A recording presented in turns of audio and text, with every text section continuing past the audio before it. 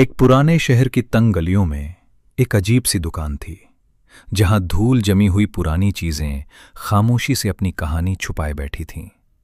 लोग कहते थे, इस दुकान की हर चीज में कोई राज छुपा है।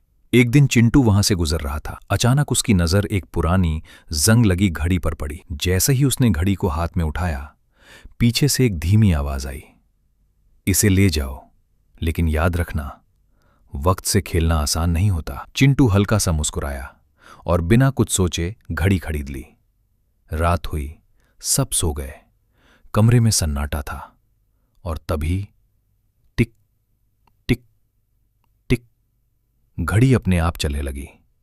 चिंटू ने डरते हुए उसे उठाया, और जैसे ही उसने उसका बटन दबाया, सब कुछ रुक गया। हवा रुक गया, पंखा रुक गया, समय जैसे थम सा गया।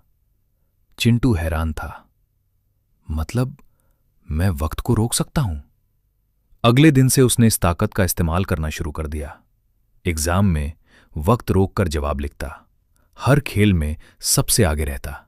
सब कुछ उसके कंट्रोल में था, लेकिन धीरे धीरे कुछ बदलने लगा। हर बार जब वो वक्त रोकता, उसे अजीब सी थकान महसूस होती। एक दिन उसने आईने में खुद को देखा। उसकी आंखों के नीचे हल्के थे, चेहरा थका हुआ लग रहा था, जैसे वक्त उसके लिए तेज चल रहा हो। अब चिंटू डर गया। वो भागता हुआ उसी दुकान पर पहुंचा, लेकिन वहां कोई दुकान ही नहीं थी, सिर्फ खाली गली और चलती हुई हवा। चिंटू के हाथ कांपने लगे।